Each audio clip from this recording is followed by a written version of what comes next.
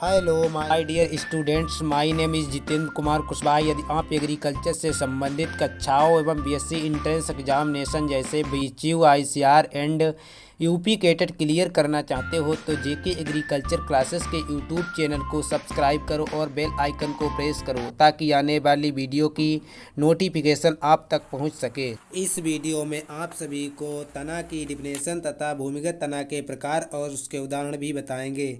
चलिए ना देरी करते हुए वीडियो स्टार्ट करते हैं।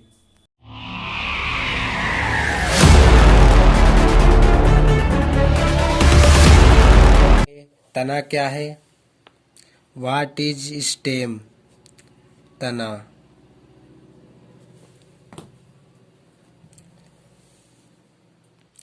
यह प्रारोह का मुख्य भाग है।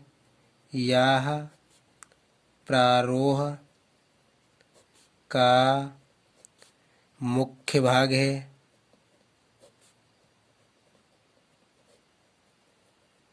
जो प्रांकुर से निकलता है और इसे प्रांकुर शब्द किसे कहते हैं? जैसे ये बीज है, जैसे ये चना का बीज है और इससे नीचे वाले जो ऊपर से जो अंकुरन निकलता है इसे प्रांकुर कहते हैं। और नीचे नीचे मूल यानी कि जड़ों का निर्माण होता है, इसे मूलांकुर कहते हैं। तो इस प्रकार आप जान सकते हैं कि मूलांकुर और प्रांकुर किसे कहते हैं। तो हम बात करते हैं तना की। यह प्रारोह का मुख्य भाग है जो प्रांकुर से निकलता है और प्रारोह या पौधे का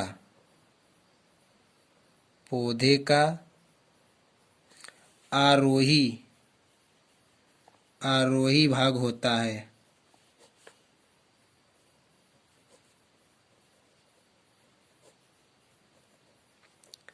आरोही, इसमें आरोही शब्द है और आरोही भाग किसे कहते हैं? जैसे ये पौधा है और ये जमीन से लगा हुआ है। जो जड़ें हैं इसे अवरोही भाग कहते हैं। जो जमीन के नीचे धसे हुए भाग को अवरोही भाग कहते हैं। और जो जड़ के जो भूमि के ऊपर जाने वाले भाग को आरोही भाग कहते हैं। आरोही भाग कहते हैं।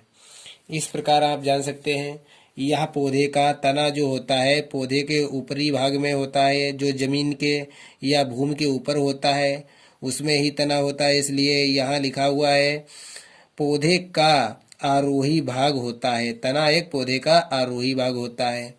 इस प्रकार आप लिख सकते हैं। इस प्रकार इसकी परिभाषा यही हो गई। और आगे लिख सकते हैं जैसे तने पर पत्तियां पाई जाती हैं इत्यादि। बहुत कुछ आगे लिख सकते हैं। फिर भी आपको लिखना है तो परिभाषा छोटी ही जितनी रहे उतनी ही आपके लिए अच्छी है, याद हो जाती है जल्दी से जल्दी। अब हम बात कर लेते हैं तने के लक्षण, जो कि सभी बोर्ड परीक्षाओं में या 4 नंबर से लेकर 2 नंबर के बीच पूछा जाता है। तने के लक्षण क्या हैं? तने के लक्षण इसमें नंबर 1 पर आता है यह पौधे का आरोही भाग होता है।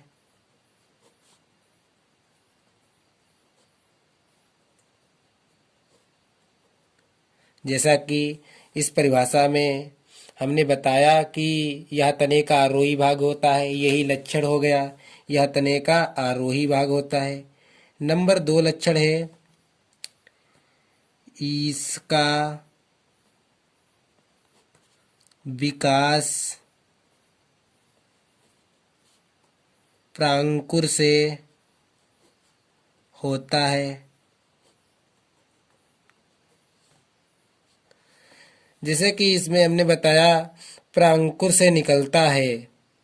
जो प्रांकुर से तना है जो परांकुर से निकलता है, यही इसका लक्षण हो गया, परांकुर से निकलता है। नंबर 3, इसमें पर्व व पर्व संधियां पाई जाती हैं, पाई जाती हैं।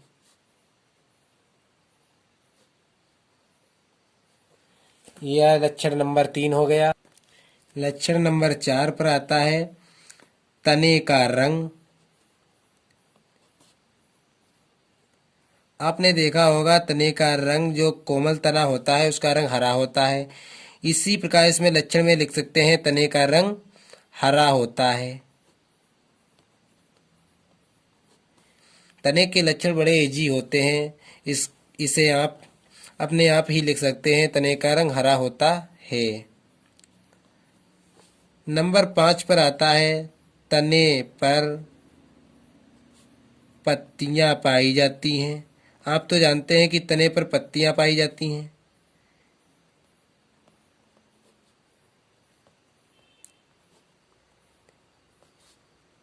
इन पत्तियों पर,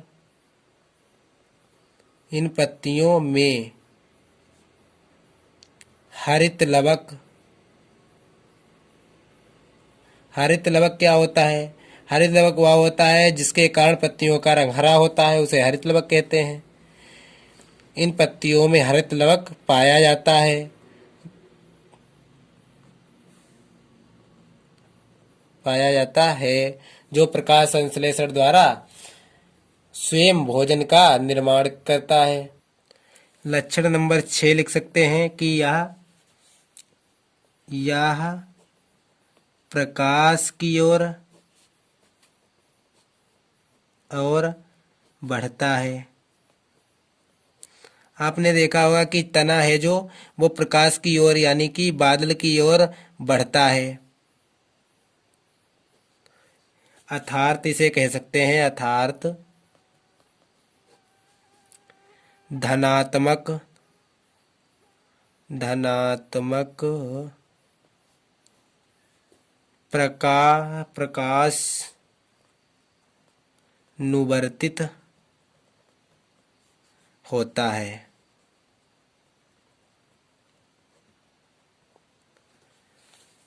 यह प्रकाश की ओर बढ़ता है, उसी ही कहते हैं धनात्मक प्रकाश अनुवर्तित। इस प्रकार आप 6 लक्षण लिख सकते हैं, ये काफ़ी हो गए यूपी बोर्ड परीक्षा के लिए जो 4 नंबर में पूछा जाए, तो यही लिख सकते हैं आप। 6 लक्षण बड़े इजी हैं। अब हम बात करते हैं मूल यानी कि जड़ तथा स्तंभ यानी कि तना में अंतर। जड़ तथा तना में अंतर, यह भी क्वेश्चन यूपी बोर्ड परीक्षा में तो 6 नंबर का पूछा जाता है, इसलिए इसे बताना जरूरी है। पार्ट्स ऑफ स्टेम, मूल तथा स्तंभ में अंतर। मूल तथा स्तंभ यानी कि तना में अंतर।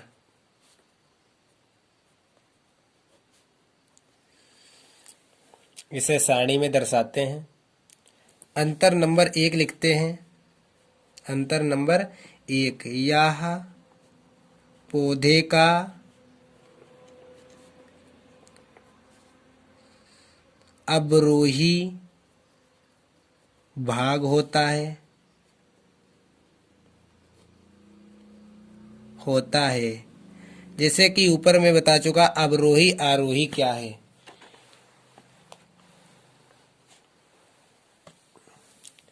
इस प्रकाश की ओर बढ़ने वाले भाग को आरोही कहते हैं और जो मिट्टी में धंसने वाले भाग को अवरोही कहते हैं। इस प्रकार जड़ को ही अवरोही भाग कहते हैं।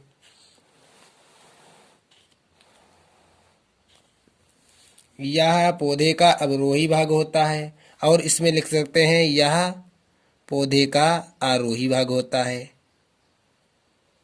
पौधे का आरोही भाग होता है।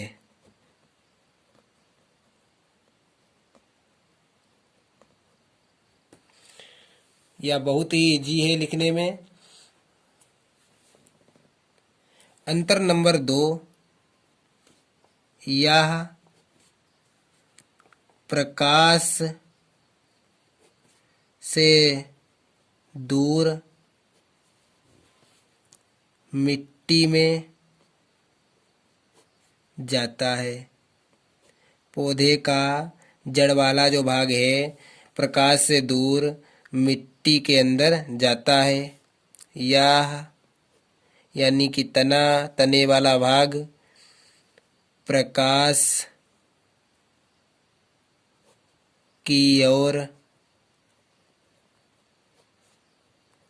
जाता है। अंतर नंबर 3 में लिख सकते हैं, इसमें या इस पर मूल व मूल रोम पाए जाते हैं।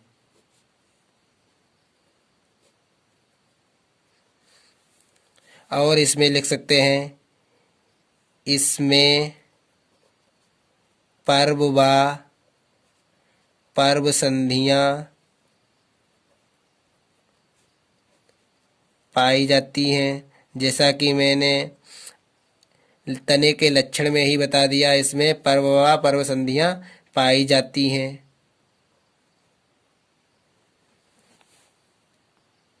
अंतर नंबर 4 में लिख सकते हैं, इस भाग को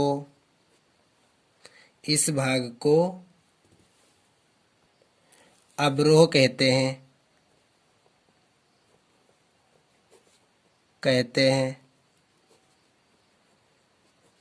तने वाले भाग को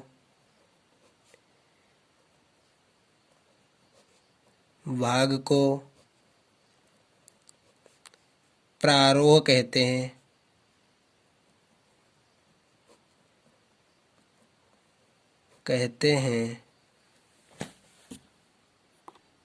अंतर नंबर 5, मूल यानी कि जड़ के सिरे पर, ये लास्ट वाले भाग पर या सिरे पर मूल गोप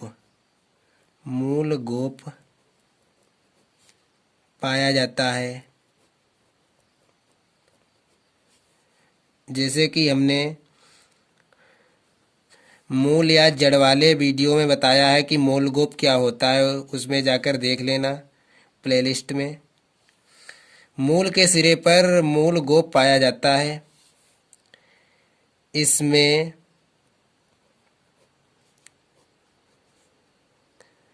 तने के सिरे पर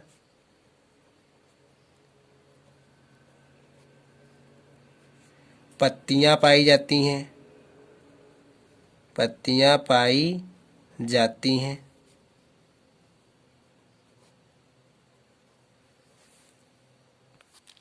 अंतर नंबर 6 में लिख सकते हैं, इस भाग पर पर्व व पर्व संधियां नहीं पाई जाती हैं।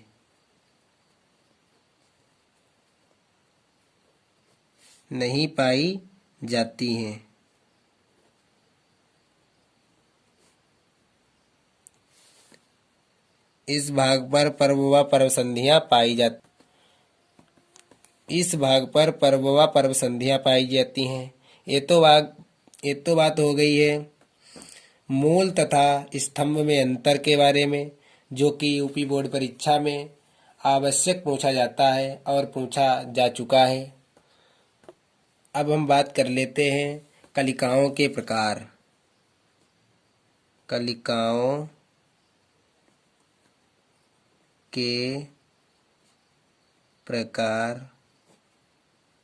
कलिकाएं मुख्यतः 3 प्रकार की होती हैं। नंबर 1, शीर्षस्थ कलिका या अग्रस्थ कलिका। शीर्षस्थ कलिका इसे अग्रस्त कलिका भी कहते हैं। नंबर 2 अतिरिक्त कलिका,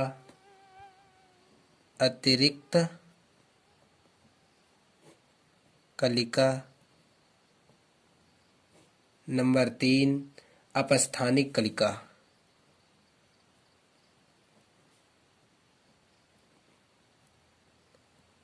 अपस्थानिक कलिका।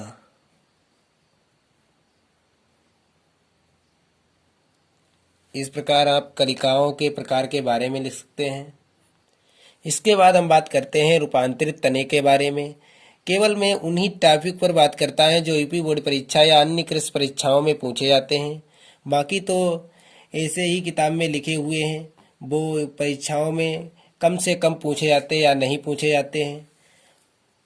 चलिए रूपांतरित तनों के बारे में बात करते हैं। रूपांतरित तने।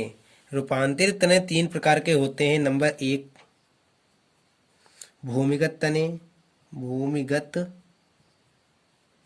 तने। नंबर 2 अर्धवायवीय तने, अर्धवायवीय तने। नंबर 3 वायवीय तने।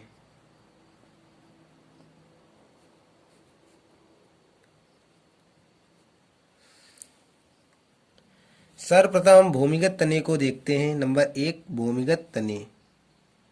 भूमिगत तने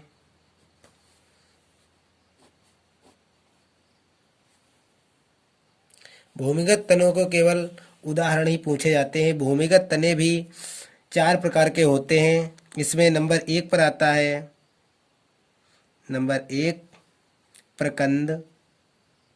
प्रकंद। प्रकंद में अदरक। प्रकंद का उदाहरण है अदरक। नंबर 2 घनकंद।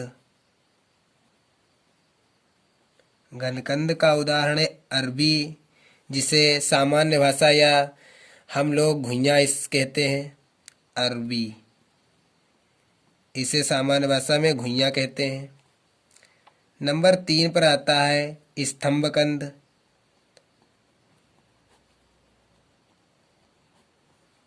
स्तंभकंद में आता है आलू।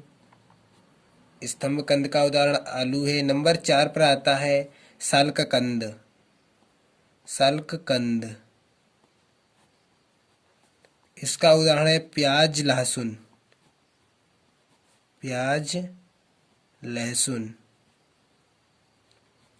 इस प्रकार इसके उदाहरण ही पूछे जाते हैं। जैसे बहुविकल्पीय में आ गया है प्रकंद का उदाहरण है कौन कौन है, तो 4 ऑप्शन दे देगा, जैसे अरबी, आलू, प्याज, अदरक। तो आप लिख सकते हैं प्रकंद का उदाहरण अदरक है। तो ऐसे ही बहुविकल्पी में पूछे जाते हैं प्रश्न। नंबर 2 पर आता है अर्धवायवीय तने। नंबर 2 अर्धवायवीय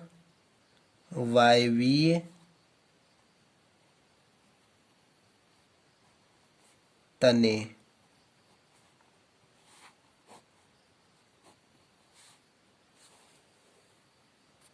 अर्धवायवीय तनों के भी उदाहरण पूछे जाते हैं। इसमें नंबर 1 पर आता है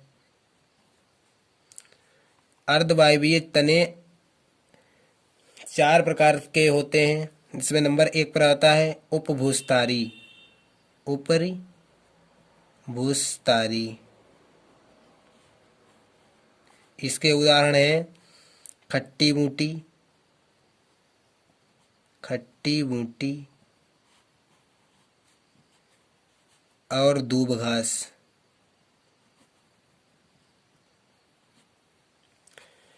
नंबर 2 पर आता है अंतःभूस्थारी। अंतःभूस्थारी, इसके उदाहरण हैं पुदीना।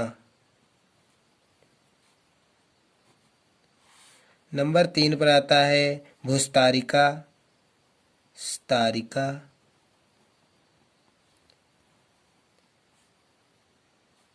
इसके उदाहरण हैं जलकुंभी,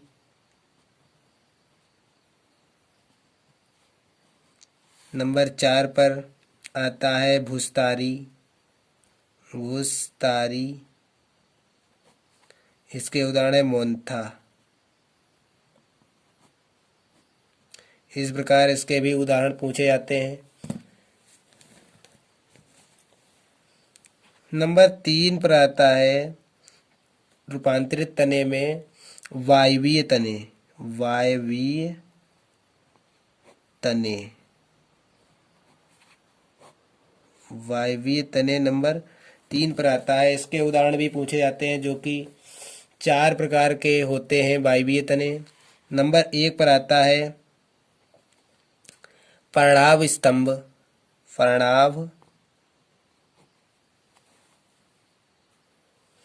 पर्णाव स्तंभ। इसका उदाहरण है नागफनी। नंबर 2 पर बात करते हैं प्रतान। इसका उदाहरण है अंगूर। नंबर 3 पर आता है कंटक। इसका उदाहरण है ड्यूरेटा, ड्यूरेंटा।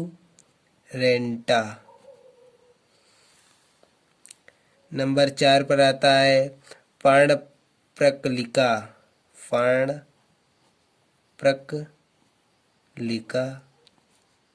इसका उदाहरण है जमीकंद।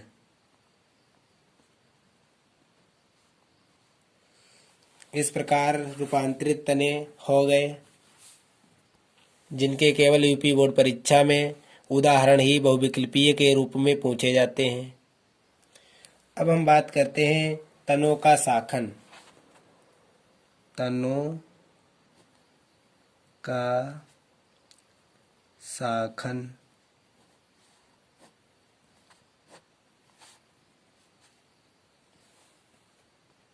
तनों का शाखन 3 प्रकार का होता है।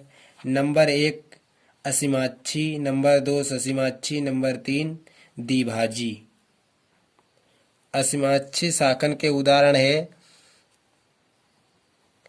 कैज्युराइना, कैज्युराइना और सतीवन। और ससीमाक्षी पर्व शाखन, यह भी 3 प्रकार का होता है। ससीमाक्षी शाखन नंबर 2 ससीमाक्षी शाखन। ससीमाक्षी शाखन भी 3 प्रकार का होता है। इसमें नंबर 1 पर आता है एक साखी, एक साखी। नंबर 2 द्विसाखी। नंबर 3 बहुसाखी।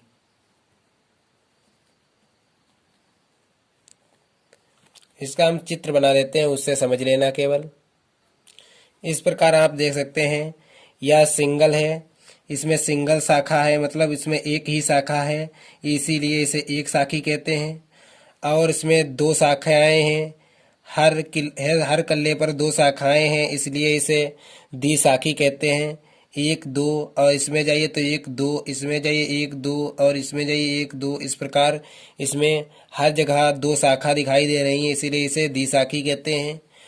और यह बहुशाखी है, इसमें बहुत ही शाखाएं हैं, कोई इसकी गिनती नहीं है, इसमें बहुत सी शाखाएं हैं, इसीलिए इसे बहुशाखी कहते हैं। जैसे इसमें 1 2 3 4 5 6 बहुत सी शाखाएं, इसलिए इसे बहुशाखी कहते हैं। इस प्रकार आप चित्र से समझ सकते हैं एक साखी, द्विशाखी और बहुशाखी के बारे में। इस प्रकार मैंने आपको तना के सारी इंफॉर्मेशन प्रोवाइड कराई है। यदि आपको पत्ती के प्रकार और आकार अगला वीडियो देखने के लिए चैनल को सब्सक्राइब करें और बेल आइकन को प्रेस करें, ताकि आने वाली वीडियो की नोटिफिकेशन आप तक पहुंच सके।